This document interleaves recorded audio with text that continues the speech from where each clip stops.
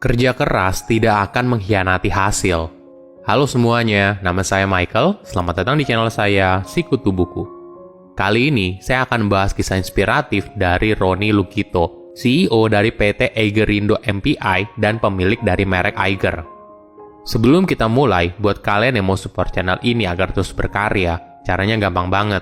Kalian cukup klik subscribe dan nyalakan loncengnya. Dukungan kalian membantu banget supaya kita bisa rutin posting dan bersama-sama belajar di channel ini. Roni Lukito merupakan pengusaha asal Bandung, Jawa Barat yang lahir pada tahun 1962. Dia merupakan anak ketiga dari 6 bersaudara. Terlahir dalam keluarga yang sederhana, Roni terbiasa bekerja keras sejak kecil. Keluarganya merupakan penjual tas buatan sendiri dengan merek Butterfly yang diambil dari merek mesin jahit yang terkenal pada masa itu. Kondisi ekonomi keluarganya membuat Roni memutuskan untuk bersekolah di STM supaya bisa langsung bekerja ketika lulus. Saat masih sekolah, dia juga sering membantu ayahnya mengambil bahan untuk membuat tas.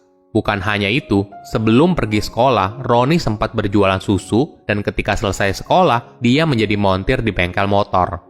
Saat lulus sekolah, belum sempat dia mencari pekerjaan, ada kerabatnya yang menyarankan dia untuk membantu bisnis keluarganya. Ini merupakan salah satu tanggung jawab sebagai anak laki-laki satu-satunya untuk melanjutkan bisnis keluarga. Dari sini, dia belajar bagaimana membuat tas, mulai dari desain hingga proses menjahitnya. Roni pun sempat membantu untuk memasukkan merek tas keluarganya di Matahari Department Store dan berhasil, walaupun jumlah orderannya juga tidak banyak. Perjalanan bisnis Roni berikutnya yaitu membuka toko tas sendiri dengan modal kurang dari 1 juta rupiah dengan merek Exxon pada tahun 1984. Di tangan Roni, bisnisnya pun melesat cepat. Dari yang awalnya 2 mesin jahit di garasi rumah, lalu berkembang menjadi 20 mesin jahit. Saking tidak muatnya lagi rumah yang dia tinggali, kamar Roni terpaksa dijadikan gudang dan dia tidur di ruang tamu. Dia pun lalu berusaha untuk memasukkan produknya ke Matahari Department Store, namun berkali-kali ditolak. Hingga akhirnya, produknya baru diterima setelah pengajuan ke-13 kali. Walaupun begitu, orderannya ternyata tidak sesuai harapan. Roni pun tidak kehabisan akal. Dia melihat peluang untuk mendistribusikan sendiri produknya hingga ke tingkat pengecer. Roni lalu berkeliling daerah dan kota untuk mencari partner yang bersedia menjadi pengecer tas produksinya. Hingga akhirnya, jaringan pemasarannya mulai terbentuk dan merambah ke daerah lain. Namun masalah baru muncul. Roni mendapat komplain tentang hak paten dari ExxonMobil Corporation terhadap merek produk tasnya yang bernama Exxon. Itulah yang kemudian membuat Roni mengubah nama tasnya menjadi Export, yang merupakan singkatan dari Exxon Sport. Ternyata keputusan ini sangat tepat. Produknya mulai diterima di pasaran luas hingga banyak jaringan toko retail fashion mulai menjual produknya. Bagi para pecinta alam, pasti tidak asing dengan merek Aiger.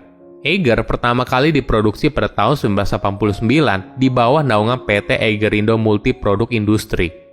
Ide awal dalam produksi Aiger sebenarnya sudah muncul lama di benak Roni, yaitu pada tahun 1977 dan 1978. Saat itu, Roni sering bergaul dengan komunitas pecinta gunung dari anak yang bersekolah di Taruna Bakti. Karena sering bergaul, Roni jadi sering ikut naik gunung dan itulah yang menumbuhkan kecintaannya terhadap alam. Saat itu, Roni pun bertekad kalau suatu hari dia akan produksi tas outdoor. Merek produknya berasal dari nama gunung di Swiss dengan ketinggian 3.970 mdpl. Aiger masuk dalam kategori gunung ketiga yang sulit didaki di dunia. Walaupun berasal dari nama gunung di Swiss, hal lain yang lebih penting adalah semangatnya. Aiger sendiri bagi Roni merupakan singkatan dari Education, Inspiration, Green Life, Experiential, dan Responsibility. Semangat inilah yang menjadi kompas bagaimana Roni menjalankan perusahaan. Sejak awal didirikan, Aiger fokus pada petualangan dan saat ini fokusnya pada petualangan di daerah tropis. Saat itu, produk pertama Aiger adalah ransel berukuran 55 liter dan dibuat khusus untuk keperluan pendakian, panjat tebing, camping, dan aktivitas outdoor lainnya. Awalnya Aiger hanya didistribusikan terbatas pada komunitas pecinta alam. Namun, karena animonya yang besar, Aiger juga merambah ke peralatan pendakian gunung lainnya dan dijual secara luas. Permintaan yang terus meningkat membuat Roni membangun pabrik Aiger pertama di Jalan Cihamplas, Bandung pada tahun 1998. Namun di tahun tersebut juga, Roni sempat mengalami kebangkrutan. Saat itu, bisnis intinya cukup bagus, namun dia mencoba untuk diversifikasi masuk ke bisnis properti. Sayangnya, kondisi bisnis barunya itu terlalu cepat berekspansi tanpa melalui perhitungan studi kelayakan yang matang. Lalu datanglah krisis moneter yang membuat Ronnie kesulitan untuk menjual propertinya, hingga akhirnya mengganggu keuangan bisnis intinya. Bagi Ronnie, kejadian ini merupakan kesalahan dirinya, kesombongan dan kelalaiannya, sekaligus ambisi yang berlebihan. Kondisinya waktu itu cukup memprihatinkan. Bisnis properti yang gagal, bahkan pabrik bisnis intinya sudah disita oleh bank. Saat itu, mau tidak mau Ronnie harus berutang banyak pada bank, supplier, dan sebagainya. Ini merupakan pelajaran berharga bagi Ronnie. Dalam waktu 4 tahun, dia berusaha keras untuk membayar semua hutang hingga lunas dan mengembalikan kondisi perusahaannya seperti semula. Ronnie kembali fokus pada bisnis intinya lagi, melakukan efisiensi, dan meluncurkan terobosan produk terbaru. Hingga akhirnya, perusahaannya dapat kembali bangkit dan sukses. Bukan hanya di dalam negeri, Eiger pun sempat melebarkan sayapnya ke luar negeri. Waktu itu, Eiger pertama kali diekspor ke Brunei Darussalam. Kemudian, pada tahun 2010, Eiger membuka showroom pertamanya di Dortmund, Jerman.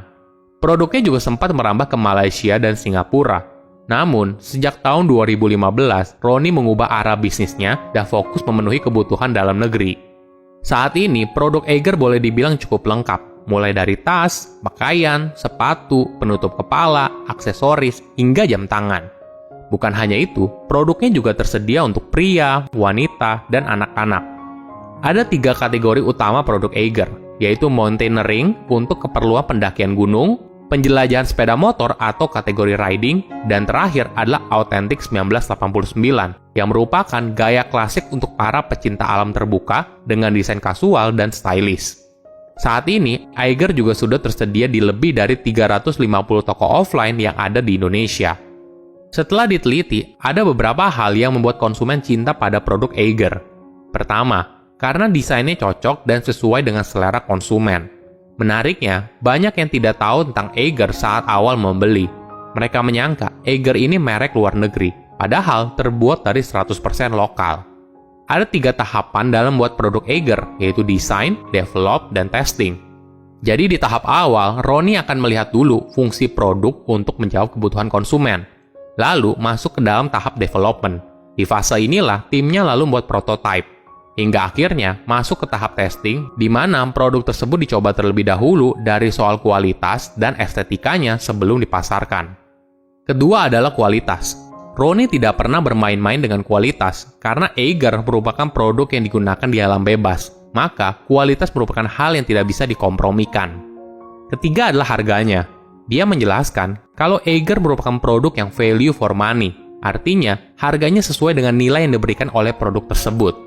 Saat ini, Ronnie berhasil membawahi 4 perusahaan besar, yaitu Exonindo Multi Product Industry yang memproduksi ransel dan tas kasual dengan merek dagang ekspor. Berikutnya, PT Eigerindo Multi Product Industry yang memproduksi produk Eiger. PT Exonindo Multi Product Industry Senajaya yang memproduksi produk dengan merek dagang body pack, dan CV Persada Abadi. Kerja keras tidak akan mengkhianati hasil. Dengan semangat pantang menyerah dan usaha terus-menerus, niscaya apa yang diinginkan akan tercapai. Silahkan komen di kolom komentar pelajaran apa yang kalian dapat ketika tahu informasi ini. Selain itu, komen juga mau tahu informasi apa lagi yang saya review di video berikutnya. Saya undur diri, jangan lupa subscribe channel YouTube Sikutu Buku. Bye-bye.